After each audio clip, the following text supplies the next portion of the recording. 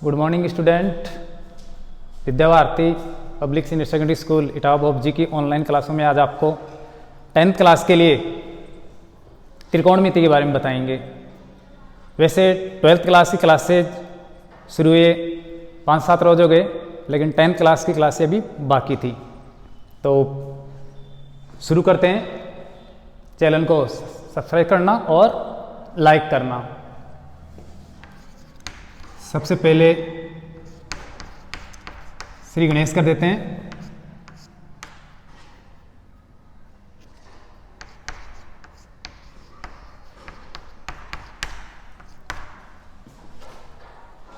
त्रिकोणमिति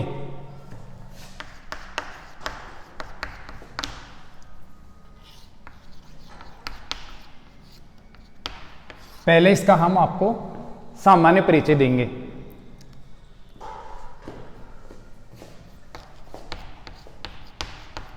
त्रिकोणमिति का सामान्य परिचय या जानकारी। देखो, त्रिकोणमिति को समझने के लिए सबसे पहले हमें त्रिभुज को समझना होगा। त्रिभुज ज़्यादातर सभी बच्चे त्रिभुज के बारे में जानते हैं, लेकिन फिर भी मैं सामान्य तौर पर त्रिभुज के बारे में आपको बता देता हूँ। त्रिभुज भुजाओं के आधार पर 3 प्रकार का होता है: समबाहु त्रिभुज, समद्विबाहु त्रिभुज और विषमबाहु त्रिभुज। अगर हम कोणों की बात करें तो कोणों के आधार पर भी त्रिभुज को 3 प्रकार में बांट सकते हैं: समकोण त्रिभुज, अधिकोण त्रिभुज और न्यून कोण त्रिभुज। समबाहु त्रिभुज जिसकी तीनों भुजाएं समान होती है, नाम से ही स्पष्ट है। समद्विबाहु त्रिभुज जिसकी 2 भुजाएं समान हो लेकिन तीसरी भुजा का माप अलग हो, वो भी समद्विबाहु त्रिभुज कहलाता है। और विषमबाहु के अंदर तीनों ही भुजाएं अलग अलग माप की होती है। समकोण त्रिभुज के अंदर ऐसा त्रिभुज जिसका एक कोण 90 डिग्री का हो। अधिकोण त्रिभुज के अंदर एक कोण 90 डिग्री से अधिक होता है, बाकी 2 कोण 90 डिग्री से छोटे होते हैं। जबकि न्यून कोण त्रिभुज के अंदर तीनों ही कोण 90 डिग्री से छोटे होते हैं। हम यहाँ पर त्रिभुज के इन प्रकारों में से सिर्फ समकोण त्रिभुज को लेते हैं।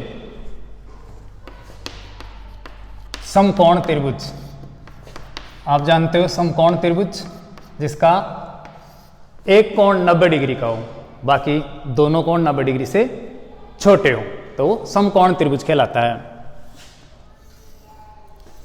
समकोण त्रिभुज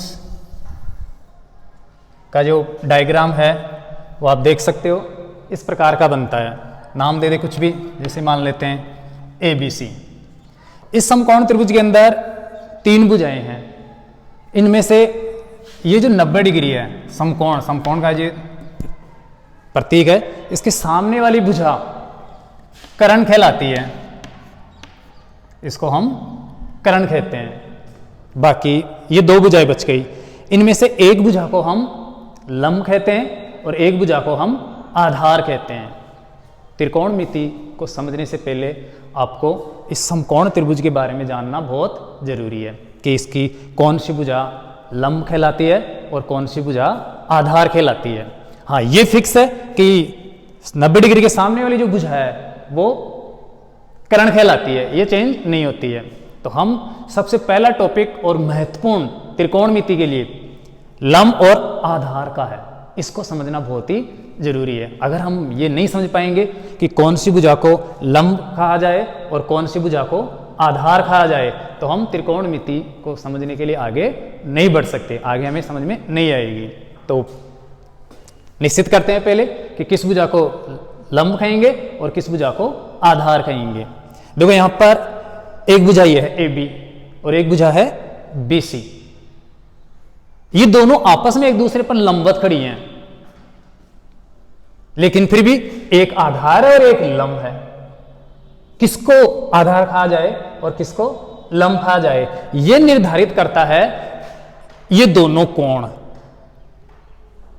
तो आपको ध्यान रखना है, अगर हम कोण A के अनुसार देखें, इस कोण के अनुसार, या मान लो यहां पर थीटा लिख दें जो कोण का प्रतीक है, तो इसके सामने वाली जो भुजा है, ये भुजा BC, इसको हम लंब कहेंगे या ये लंब होगी। ये एक विशेष बात है जो आपको ध्यान रखना है। ऐसी स्थिति में अगर कोण ए के अनुसार हम इसको लंब कह देंगे तो ये बिल्कुल गलत हो जाएगा, आप कोई सा भी क्वेश्चन हल नहीं कर पाओगे त्रिकोणमिति से संबंधित। तो फिक्स लंब, देखो करण फिक्स है, पहले से नहीं चेंज होता है। लंब यहां पर कोण ए के अनुसार बीसी भुजा हो गई, ये मानेंगे, और शेष बच गई तीसरी भुजा ए बी, ये अपने आप आधार कहलाएगी, तो इसको हम आधार कहेंगे या आधार मानेंगे। देखो यहां पर ज्यादातर कुछ बच्चे क्या कर लेते हैं, इस ए बी भुजा को या जो खड़ी सामने लंबवत दिखती है इसको लंब मान बैठते हैं हमेशा ही, वो ये ध्यान नहीं रखते कि ये भुजा भी लंब होती है। लेकिन किस स्थिति में, कैसी स्थिति में, ये ध्यान न रखने के कारण वो हमेशा इसको ही लंब मानकर प्रश्नों को हल करते हैं और आंसर गलत आते हैं। तो आपको ये बात ध्यान रखना है कि कोण एक ही बात करते हैं हम तो बीसी भुजा लंब कहलाएगी। और अगर हम दोबारा से डायग्राम बनाकर आपको बता देते हैं, अगर इसी त्रिभुज के अंदर जैसे मान लेते हैं वही ए बी सी त्रिभुज है जिसका बी कोण समकोण है, 90 डिग्री का है, बी सी कर्ण है, फिक्स है। अगर हम बात सी कोण की करें या ये थीटा बैठा दे, या अगर थीटा नहीं भी लिखे तो कोण सी के अनुसार ए बी भुजा लंब बन जाएगी। अब हम इसे लंब मानेंगे, बीसी भुजा शेष रह गई, ये आधार होगी। तो ये महत्वपूर्ण बात है, त्रिकोणमिति की शुरुआत करें उससे पहले हमें एक समकोण त्रिभुज के अंदर ये समझना जरूरी है कि इसकी कौन सी भुजा लंब कहलाती है और कौन सी भुजा आधार कहलाती है। आपको मैं बता दूं कि आप जो त्रिकोणमिति के बारे में अध्ययन करोगे वो सिर्फ केवल समकोण त्रिभुज पर ही आधारित है।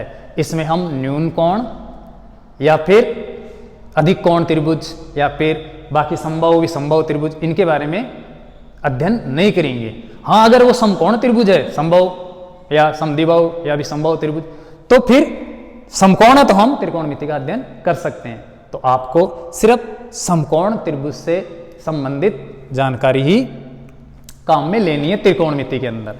तो आपका एक पहला पॉइंट फिक्स हो गया कि कौन सी भुजा लंब होगी समकोण त्रिभुज के अंदर। समकोण त्रिभुज में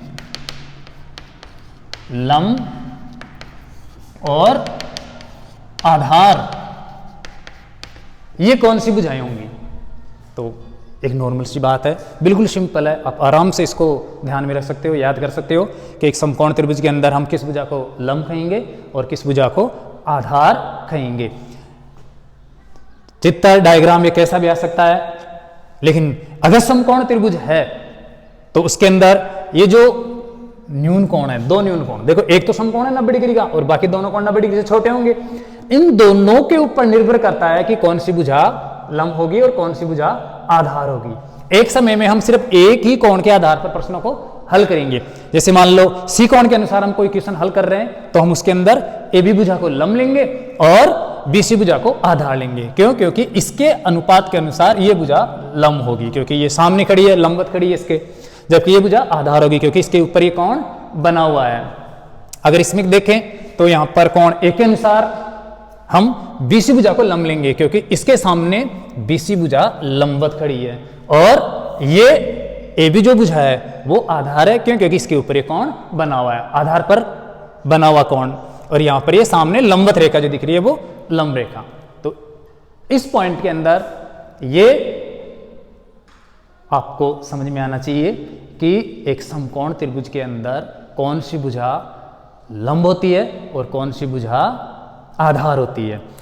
कर्ण आपको हमेशा ध्यान में रखना है कि जो 90 डिग्री का कोण है उसके सामने वाली भुजा कर्ण रहती है, ये नहीं चेंज होती है।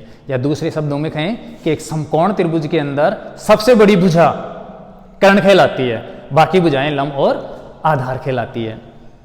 अब कुछ छात्र ये कंफ्यूजन कर बैठते हैं कि सरों ने इस समकोण त्रिभुज के अंदर ये तो बता दिया कि कोण ए के अनुसार बीसी भुजा लंब है, जबकि कोण सी के अनुसार ए बी भुजा लंब होगी, बाकी बच गई भुजा आधार।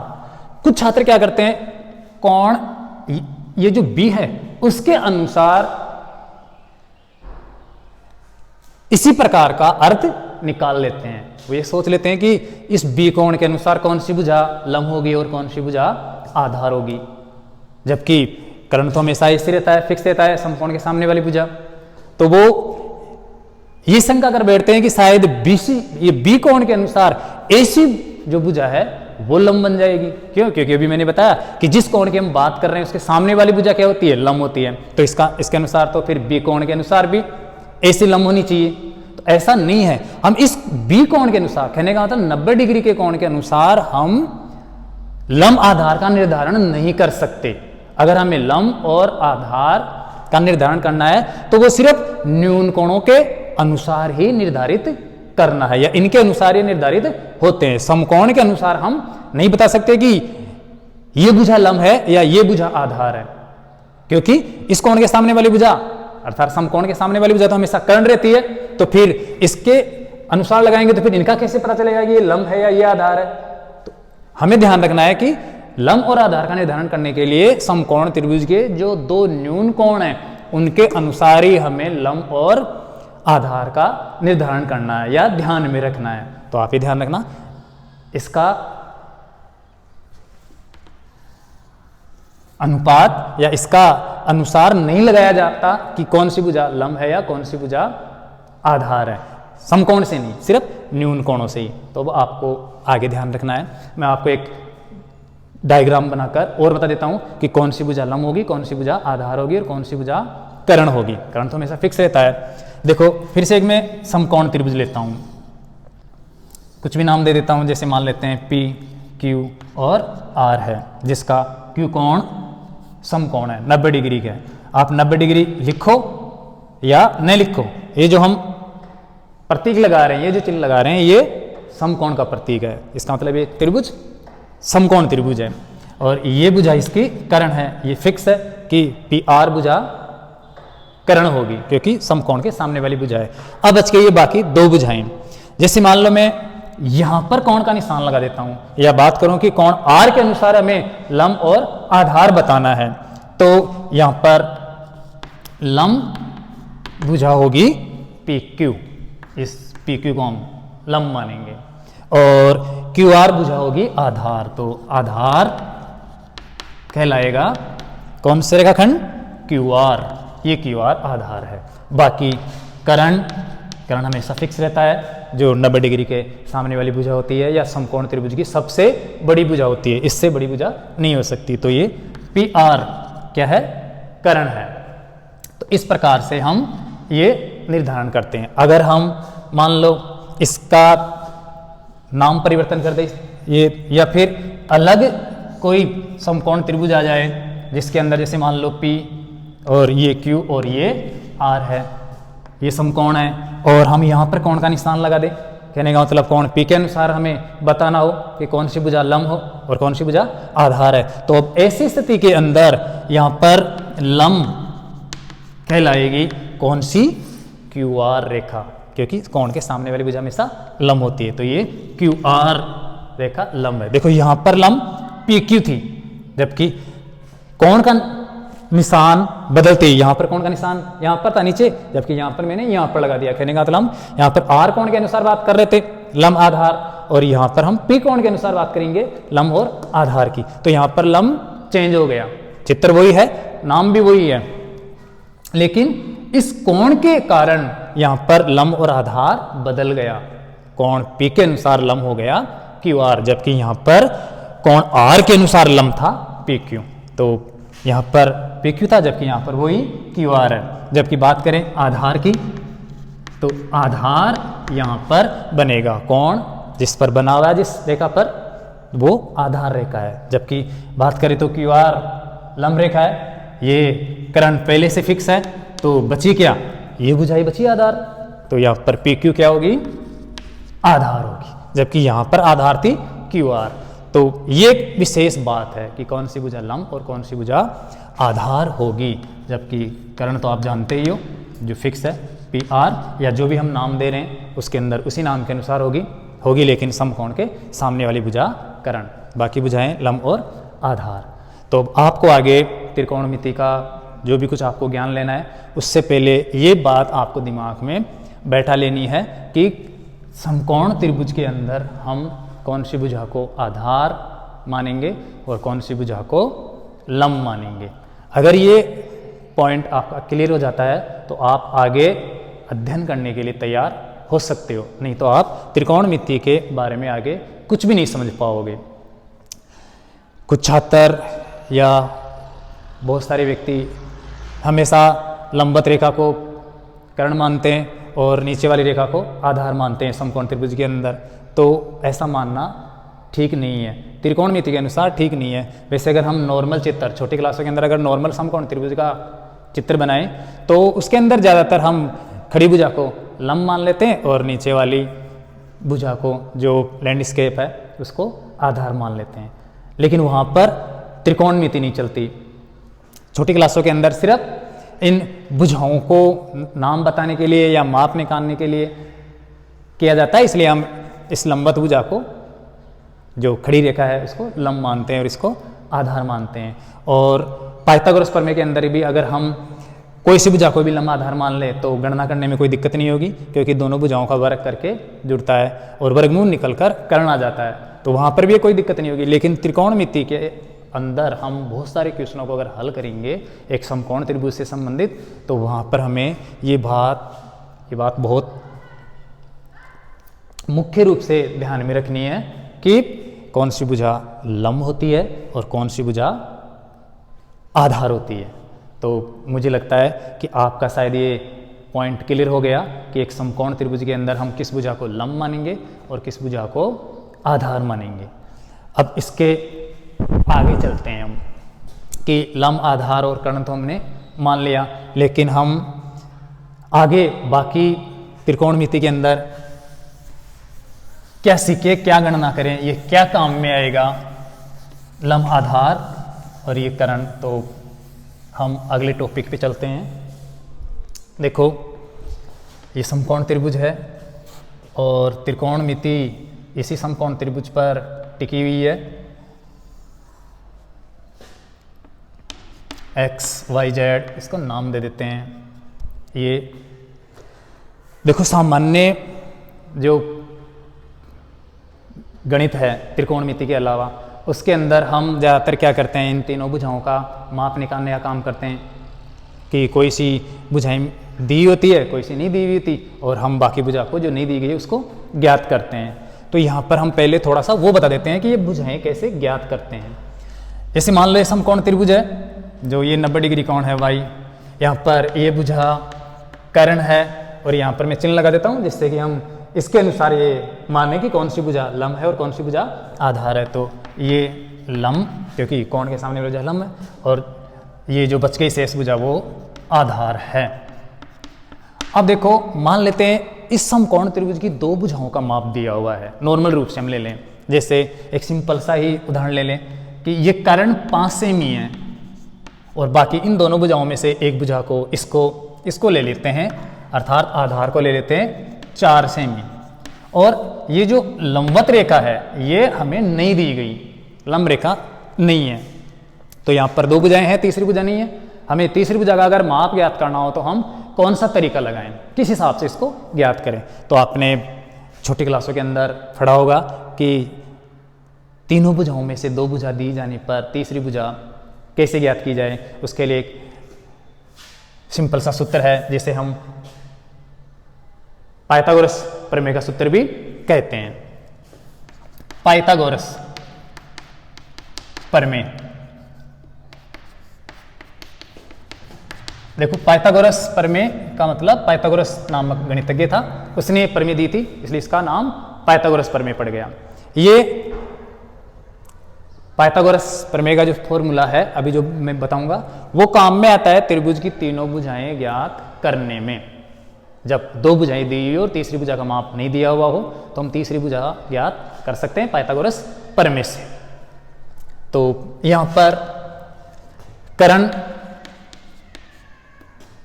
जो x और z है ये है 5 सेमी, 5 सेमी लिया है हमने। एक्स वाई अर्थात आधार ये है 4 सेमी।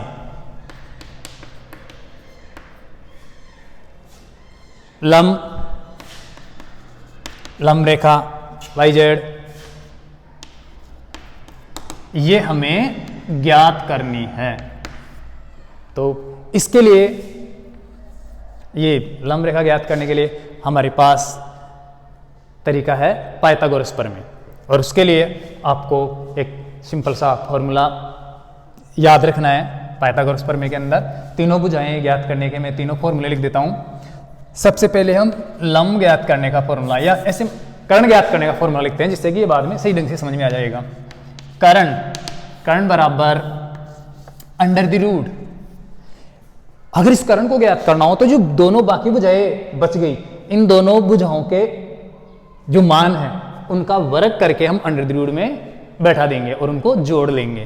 तो कर्ण बराबर लंब स्क्वायर प्लस आधार स्क्वायर।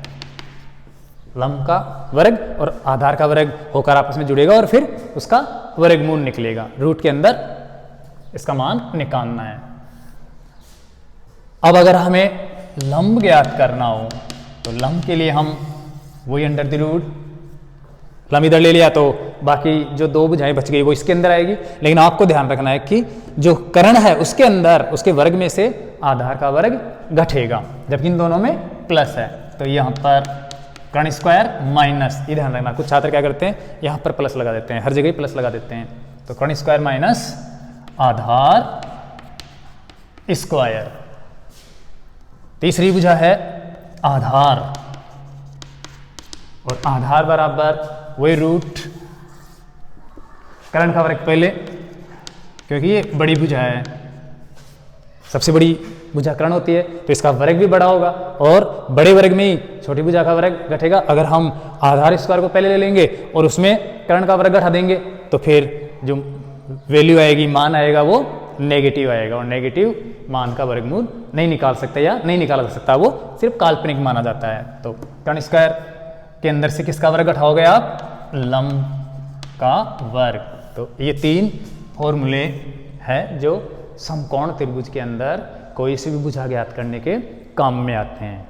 लेकिन इसके लिए शर्त है कि तीनों भुजाओं में से कोई सी भी दो भुजाएं हमें दी गई हो, तो ही हम तीसरी भुजा ज्ञात कर सकते हैं। ये मैं इसलिए बता रहा हूं कि हम आगे त्रिकोणमिति के अंदर तीनों भुजाओं में अगर एक भुजा भी दी हुई है तो भी हम बाकी भुजाएं ज्ञात कर सकते हैं। लेकिन पहले हम दो भुजाएं दी हुई हो और तीसरी भुजा कैसे ज्ञात करें वो समझते हैं।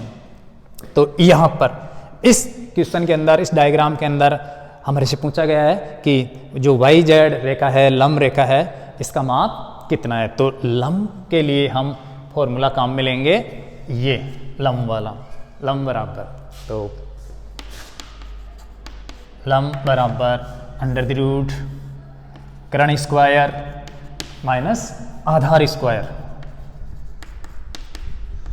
अब यहाँ पर हम इनके माप रखेंगे, चाहे तो हम इनके पहले नाम लिख सकते हैं। लंब जो वाई जेड है बराबर अंडर द रूट कर्ण का नाम है एक्स जेड या जेड एक्स भी लिख सकते हैं, इससे कोई फर्क नहीं पड़ता। तो एक्स जेड और इसका स्क्वायर करना है, माइनस आधार है यहाँ पर वाई जेड या जेड वाई भी लिख सकते हैं। तो वाई जेड और इसका स्क्वायर। अब हम इनके जगह इनकी जो वैल्यू है, इनका जो मान दे रखा है, माप दे रखा है, वो हम रखेंगे। तो वाई जेड बराबर रूट एक्स जेड का माप जो आपको मिलेगा, डायग्राम बना के आप आराम से देख सकते हो। तो ये ये है एक्स जेड 5 सेमी, तो ये 5 सेमी और इसका हमें स्क्वायर करना है माइनस जेड वाई। तो जेड वाई यहाँ पर जेड वाई एक्स वाई, जबकि आधार क्या था जेड वाई, यहाँ पर मैंने क्या लिख रखा है वाई जेड। तो ये आपको ध्यान रखना है, ऐसी गलती नहीं करनी है। तो ये है एक्स वाई और एक्स वाई का माप है 4 सेमी। तो ये 4 सेमी और इसको ब्रैकेट में बंद करके स्क्वायर करना है। आप चाहो तो इस सेमी को कुछ पॉइंटों के अंदर हल करो, तब तक छोड़ सकते हो, और लास्ट में जब माप आए उसके अंदर ये सेमी वापस लगा सकते हो। तो देखो भी यहाँ पर 5 का वर्ग, अर्थात 5 को आप 5 से उसी संख्या से आराम से गुणा कर लो, 5 का फटा 5 बार बोल लो, 5 25 हो गया। तो ये 25 सेमी स्क्वायर, और माइनस 4 का वर्ग, 4 चौके 16, 4 का फटा आप 4 बार बोल लो, तो ये 4 चौके 16, और सेमी सेमी ये भी स्क्वायर बन जाएगा। अब हम आराम से 25 वर्ग सेमी में 16 वर्ग सेमी घटा सकते हैं। 25 वर्ग सेमी में 16 वर्ग सेमी जाएगा तो बचेगा 9 वर्ग सेमी, 9 सेमी स्क्वायर। और अब हमें इस 9 वर्ग सेमी का वर्गमूल निकालना है, जिससे कि अंडर द रूट हट जाए। तो वास्तविक मान आएगा ये YZ बराबर 9 का वर्गमूल है 3 और सेमी स्क्वायर का वर्गमूल सेमी। हम यहाँ पर अगर वर्गमूल के नियम अनुसार देखें तो वर्गमूल तो पॉजिटिव और नेगेटिव अर्थात प्लस और माइनस दोनों में आता है, तो यहाँ पर प्लस और माइनस दोनों होने चाहिए। अर्थात कहने का मतलब ये जो YZ रेखा है ये प्लस की भी होनी चाहिए और माइनस की होनी चाहिए, लेकिन ऐसा माप में नहीं होता है। अगर हम कोई माप दर्शाएं, माप बताएं, तो उसके अंदर हमेशा माप पॉजिटिव ही होता है, क्योंकि कोई भी रेखा माइनस की नहीं हो सकती। इसलिए हम यहाँ पर प्लस माइनस न दिखाकर डायरेक्टली ये YZ का जो माप है वो 3 सेमी भी लिख सकते हैं, गलत नहीं माना जाएगा। ऐसे नहीं है कि हम माइनस का भी बताएं, क्योंकि माप हमेशा पॉजिटिव होता है। तो इस प्रकार से हमने इस समकोण त्रिभुज के अंदर जो लंब रेखा थी वो ज्ञात करना सीखा। अब अगर मान लो इसी क्वेश्चन को हम ऐसे ले लें कि लंब का माप है 3 सेमी और इस आधार को हम छोड़ देते हैं और मान लेते हैं कि आधार हमें ज्ञात करना है, तो ये आधार कैसे ज्ञात किया जाए। तो इसके लिए हमें क्या करना है, आधार वाला फॉर्मूला काम में लेना है। आधार बराबर अंडर द रूट कर्ण के वर्ग में से लंब का वर्ग घटा देंगे, तो इसका माप आ जाएगा वर्गमूल निकालने के बाद। तो ये कर्ण स्क्वायर माइनस लंब स्क्वायर, ये फॉर्मूला काम मिलेंगे। अब इनका हम डायरेक्टली माप रख सकते हैं। चाहो तो आप नाम लिख सकते हो पहले और उसके बाद माप रखकर हल कर सकते हो, और अगर जल्दी हो तो आप आराम से डायरेक्टली मान वैल्यू रखकर भी माप निकाल सकते हो। तो मैं यहाँ पर डायरेक्टली माप रख देता हूँ, क्योंकि आपके समझ में आ गया कि पहले नाम लिखूंगा फिर माप लिखूंगा, तो माप रख के हल कर लेते हैं। यहाँ पर कर्ण है 5 सेमी, तो ये 5 सेमी, हम सेमी को रहने देते हैं, स्क्वायर लगा देते हैं। लास्ट में जब फाइनल आंसर आएगा तो वहाँ पर सेमी लगा देंगे। तो ये 5 का वर्ग माइनस लंब रेखा, इस कोण के अनुसार लंब रेखा जो हमने लिख रखी है 3 सेमी, तो ये 3 का वर्ग कर देते हैं, स्क्वायर कर देते हैं। अब देखो नॉर्मल सी बात है, 5 का वर्ग 25 हो गया, माइनस 3 का वर्ग 3 × 9 हो गया। 25 में से 9 को हम घटाएंगे तो 16 बच जाएगा, और 16 का यहाँ पर हमें वर्गमूल मिलेगा 4। तो हम लिख सकते हैं अर्थात आधार बराबर 4 सेमी, ये हमारा आधार का माप आ गया। अब मान लो आपको ज्ञात करना हो कर्ण का माप ज्ञात करना हो, तो कर्ण को हम अज्ञात मान लेते हैं कि पता नहीं है, और यहाँ पर ये मान लेते हैं लंब रेखा 3 सेमी और आधार रेखा 4 सेमी है, और कर्ण हमें ज्ञात करना है। तो देखो कर्ण के लिए हमें फॉर्मूला लेना है अंडर द रूट लंब स्क्वायर प्लस आधार स्क्वायर, या आधार स्क्वायर प्लस लंब स्क्वायर, इन दोनों में ये पहले कोई सा भी लिख सकते हैं, लेकिन आगे ध्यान रखना कर्ण को बाद में नहीं लिखना है, क्योंकि कर्ण में से आधार का वर्ग या लंब का वर्ग घटता है, न कि इनमें से कर्ण का वर्ग घटता है। तो यहाँ पर कर्ण बराबर फॉर्मूला हो गया अंडर द रूट लंब स्क्वायर प्लस आधार स्क्वायर, तो ये लंब स्क्वायर प्लस आधार स्क्वायर। चाहो तो आप इनका नाम लिख सकते हो या फिर माप रखकर डायरेक्टली आप मान निकाल सकते हो। तो कर्ण बराबर लंब रेखा है यहाँ पर 3 सेमी, तो ये 3 का स्क्वायर कर देते हैं, प्लस आधार है यहाँ पर 4 सेमी, तो ये 4 सेमी और इसका स्क्वायर वर्ग कर देते हैं और मान निकालेंगे। 3 का वर्ग 3 एकम 3, 3 दूनी 6, 3 3 9 अर्थात 3 वर्ग स्क्वायर, तो 3 का वर्ग 9 हो गया, प्लस 4 का वर्ग 4 चौके 16, ये 16 हो गया और 16 और 9 जुड़कर हो जाएंगे 25। यहाँ पर हम 25 का वर्गमूल निकालेंगे तो आ जाएगा कितना 5, तो ये 5 आ गया 25 का वर्गमूल। यहाँ पर लिख सकते हैं हम कि करण जिसका नाम है XZ, ये XZ जो है 5 सेमी है।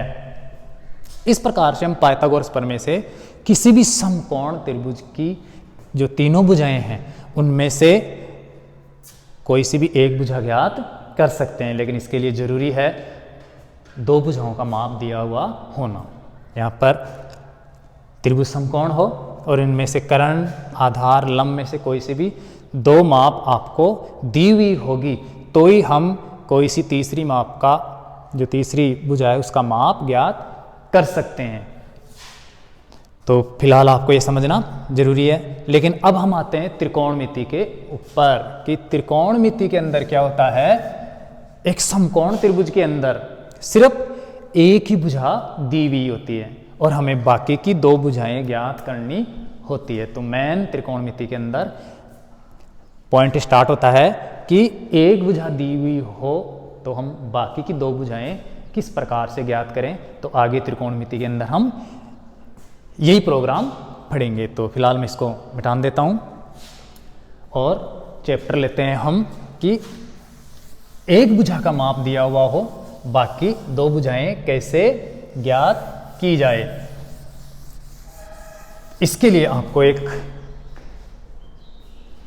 छोटा सा पॉइंट है वो आपको ध्यान रखना है। जैसे मान लेते हैं ये त्रिभुज ले लिया हमने जिसका नाम है ABC या कोई भी नाम दे सकते हैं, जिसका बी कोण क्या है, समकोण है। और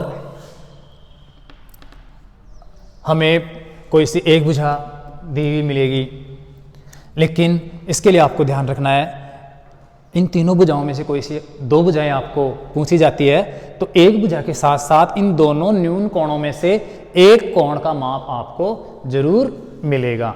उस कोण और उस भुजा के सहयोग से हम बाकी भुजाओं का माप ज्ञात कर सकते हैं। तो यहाँ पर एक भुजा दी होने पर बाकी 2 भुजाएं ज्ञात करें उससे पहले त्रिकोणमिति के कुछ अनुपात है वो हमें सीखना जरूरी है। अगर वो हम नहीं सीख पाएंगे तो ये आगे का जो त्रिकोणमिति का ज्ञान है, अध्ययन है, वो हम नहीं कर पाएंगे। तो सबसे पहले हम इन भुजाओं को नाम देते हैं।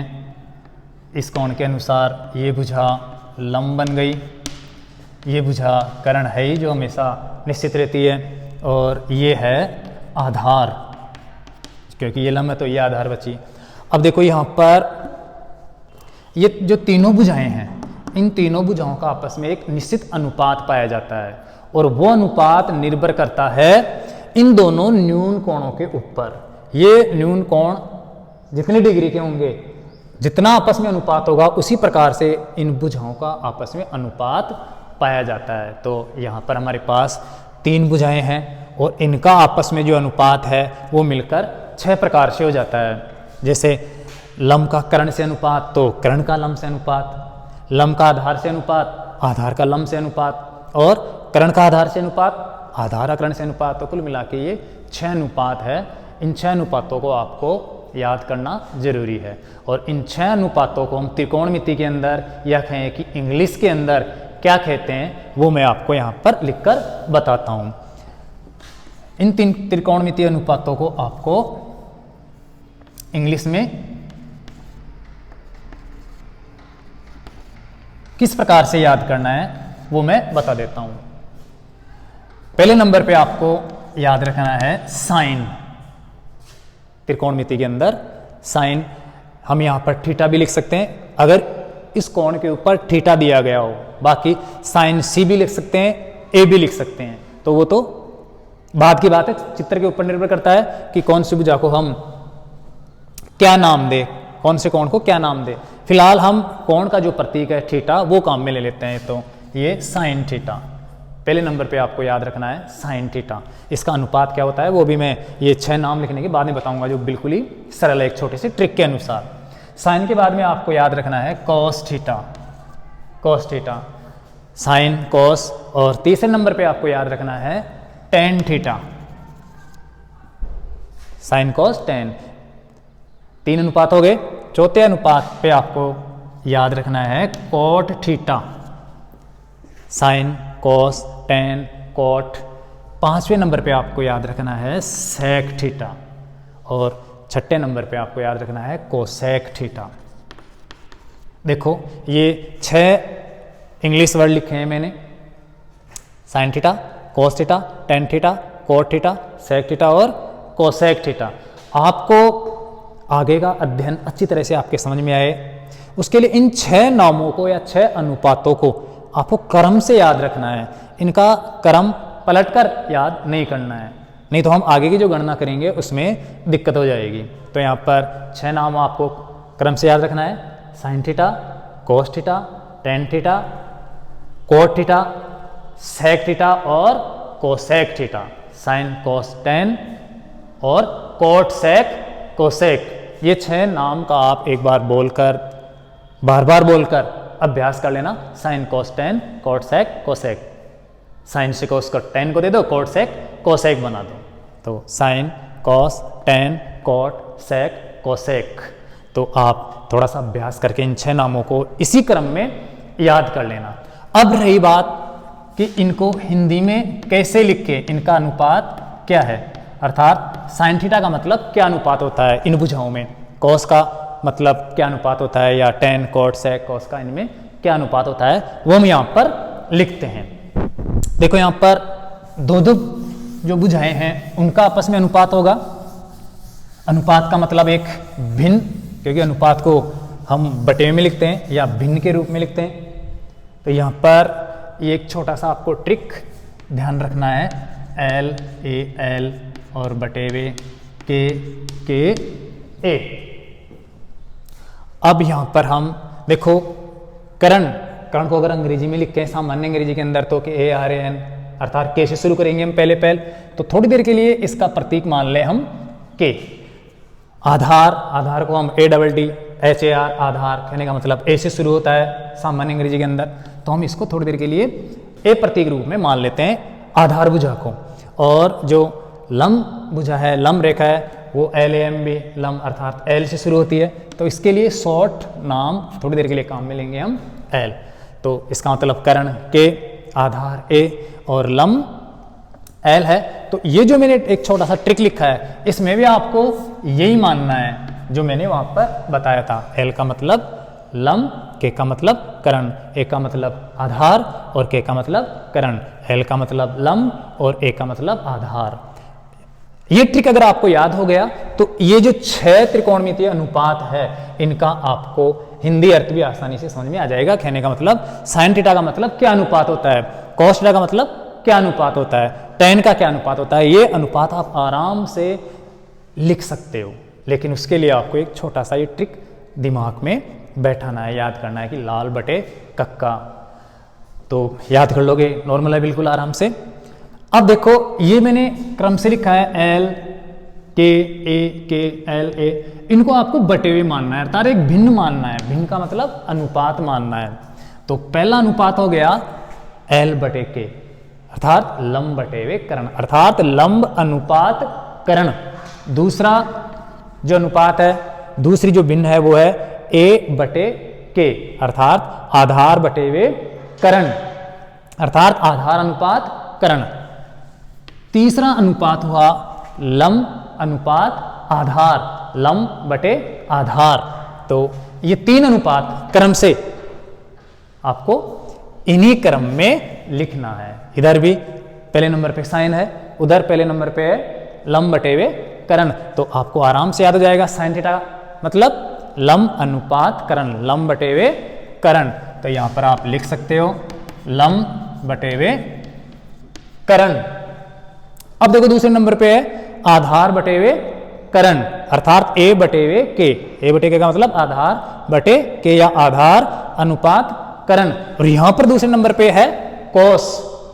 तो कोस का अनुपात हो गया, कोस का मतलब हो गया या कोस का हिंदी अर्थ हो गया तुम्हारी भाषा में, वो आधार बटे करण है। तो ये आधार बटे वे करण अर्थात आधार अनुपात करण। तीसरे नंबर पे यहां पर टेन थीटा है, वहां पर तीसरे नंबर पे देखो एल बटे ए है अर्थात लम बटे वे आधार, कहने का मतलब लम अनुपात आधार। तो वही आप यहां पर आराम से लिख सकते हो लम बटे आधार। तो ये लम बटे वे आधार या लम अनुपात आधार हो गया किसका, टेन का मान हो गया। अब बच गए 3 मान और, जबकि उधर देखे तो 3 भिन्नी है, लम बटे करण, आधार बटे करण, लम बटे आधार। बाकी 3 अनुपात हमें और लिखने हैं यहां पर। तो उसी ट्रिक को काम में लेना है। आपको क्या करना है, जिस प्रकार से आप इधर से चलते जा रहे हो कि पहले नंबर पे एल बटे के, दूसरे नंबर पे ए बटे वे के, तीसरे नंबर पे एल बटे वे ए है, तो ऐसे चलते हुए आपको घूमकर इधर आ जाना है इस प्रकार से। अर्थात अब आपको इधर से अनुपात लिखना है, कहने का मतलब उल्टा करके, नीचे वाले को ऊपर मानकर और ऊपर वाले को नीचे मानकर उधर से आना है क्रम से। यहां पर मैं नंबर लिख देता हूं, ये 4 नंबर, ये 5 नंबर और ये 6 नंबर। तो ध्यान देना कॉट थीटा का हमें मान लिखना है। क्या मान होता है, उधर से हम चलते हैं क्योंकि ये 4 नंबर पे है, तो 1 2 3 अर्थात चौथे नंबर पे नीचे से देखें हम तो लम बटे वे लम नहीं आधार बटे वे लम है, क्योंकि ऊपर से लिखोगे तो वो तो 10 का मान हो जाएगा, जबकि हम चौथे नंबर पे आ रहे हैं तो नीचे से आपको अनुपात लिखना है, बताना है। तो नीचे पहले ए है और ऊपर क्या है एल, तो ये हो गया आधार बटे लम। आप चाहो तो यहां से भी कंटिन्यू बदलते हुए लिख सकते हो या वहां से देख सकते हो। तो इसी का जस्ट अपोजिट है भिन्न के रूप में आधार अनुपात लम। तो ये कॉट थीटा का मान हो गया आधार अनुपात लम, आधार अनुपात लम, जो आप उधर से आराम से लिख सकते हो। 5 नंबर पे यहां पर आ रहा है सेक थीटा, जबकि उधर से 5 नंबर पे आते हैं तो कर्ण बटे हुए आधार है, कर्ण अनुपात आधार। तो ये 5 नंबर पर हो गया कर्ण अनुपात आधार अर्थात कर्ण बटे हुए आधार। 6 नंबर पे है कोसेक और उधर से 6 नंबर पे आता है कर्ण बटे हुए लम। तो ये है कर्ण बटे हुए लम। देखो यहां पर हमें त्रिकोणमिति के अंदर ये दूसरा पॉइंट स्टार्ट होता है। पहला पॉइंट मैंने कौन सी भुजा लम कौन सी भुजा आधार होती है ये बताया था, और तीसरा पॉइंट स्टार्ट होता है कि इन तीनों भुजाओं के जो अनुपात है उसको त्रिकोणमिति में किस नाम से व्यक्त किया जाता है या फिर उसको कैसे लिखते हैं या इंग्लिश में किस प्रकार से बताया जाता है। तो वो 6 नाम थे, sign, cos, tan, cot, sec, cosec. ये 6 नाम या कहें कि इंग्लिश वर्ड आपको क्रम से याद रखना है पहले, क्योंकि हम इसी क्रम में आगे का अध्ययन करेंगे। बाकी आपको किताब के अंदर इनका नाम आगे पीछे या पहले वो या ये पहले ये भी मिल सकता है, लेकिन आपको अध्ययन की सुविधा के लिए इन 6 नामों को क्रम से याद रखना है पहले, साइन, कोस, टेन, कोट, सेक और कोसेक, क्योंकि इसी क्रम से आपका ये ट्रिक काम करेगा। नहीं तो अगर कोट की जगह सेक कर दिया और सेक की जगह कोट कर दिया तो फिर उस ट्रिक के अनुसार तो इनका मान पलट जाएगा जो गलत हो जाएगा। तो ये लाल बटा जो कक्का है उसको सही तरीके से काम में लेंगे तभी जब ये 6 नाम हम क्रम से याद रखेंगे। एक बार आपको और बता देता हूं मैं, एल बटे के का मतलब लम बटे कर्ण, ए बटे के का मतलब आधार बटे कर्ण, 3 नंबर पे एल बटे ए इसका मतलब लम बटे वे आधार, और 4 नंबर पे हम नीचे से इसको अक्का बटे लाल भी कह सकते हैं। तो 4 नंबर पे आता है आधार बटे वे लम, कर्ण बटे वे आधार। करण बटे हुए लंब, जो इधर भी इसी क्रम में साइन थीटा लंब बटे हुए करण, कॉस थीटा आधार बटे हुए करण, टेन थीटा लंब बटे आधार, कोट थीटा आधार बटे लंब, सेक थीटा करण बटे हुए आधार और कोसेक थीटा करण बटे हुए लंब। तो आपको ये 6 नाम क्रम से याद रखना है, जिससे कि आपको आराम से इनका क्या अनुपात है वो अच्छी तरह से याद हो जाएगा। सिर्फ ये 6 नाम आपको क्रम से याद करना है, बाकी तो ये ऑटोमेटिकली उस ट्रिक से आप याद कर लोगे। तो अब हम ये मान लें कि ये 6 नाम आपको क्रम से याद हो जाएंगे या फिर हो गए होंगे, जो बहुत ही नॉर्मल है। तो उसके बाद हम चलते हैं कि इन भुजाओं का माप कैसे ज्ञात करेंगे। तो इसके लिए अभी आपको मैंने पहले बताया कि एक भुजा अगर दी हुई होगी, बाकी 2 भुजाओं का माप पूछा जाएगा, तो ये जो 2 न्यून कोण हैं इनमें से कोई सा भी एक न्यून कोण आपको दिया हुआ होगा। और एक दिया होगा कहने का मतलब वो तो सारे आ जाएंगे, क्योंकि ये तो 90 डिग्री पहले से ये कोण दे देगा, तो इसका माप भी पहले से फिक्स हो जाएगा, क्योंकि 180 में से इन दोनों को जोड़कर हम बैठा देंगे। तो ये बाकी का जो इनका आपस में कोण के अनुसार अनुपात है और जो हम मान निकालेंगे वो आपको आगे के वीडियो में अच्छी तरह से समझाएंगे। फिलहाल आपके लिए 2 पॉइंट है, एक तो समकोण त्रिभुज के अंदर हम कौन सी भुजा को लंब और कौन सी भुजा को आधार मानेंगे, और त्रिकोणमिति का दूसरा पॉइंट है कि इनको अनुपात में किस प्रकार से व्यक्त किया जाता है, इंग्लिश में किस प्रकार से लिखा जाता है, कैसे बोला जाता है, इनका क्या मतलब होता है, या इसको किस प्रकार से हम अनुपात में व्यक्त करें। तो उसके लिए 6 नाम है साइन, कॉस, टेन, कॉट, सेक और कोसेक। इनको क्रम से याद रखना है। आपको किताब के अंदर इनका क्रम बदला हुआ भी मिल सकता है, जो गलत नहीं है, ये भी गलत नहीं है, लेकिन हम आगे का जो अध्ययन करेंगे वो इसी क्रम में याद करके करेंगे, क्योंकि आगे समझ में आएगा और वो ट्रिक भी तभी यहाँ पर काम करेगा। तो मैं मानता हूँ कि आज आपको ये 2 पॉइंट अच्छी तरह समझ में आ गए होंगे। आगे के वीडियो में आपको और कुछ आगे का जो प्रोग्राम है त्रिकोणमिति का वो लेकर आएंगे। धन्यवाद।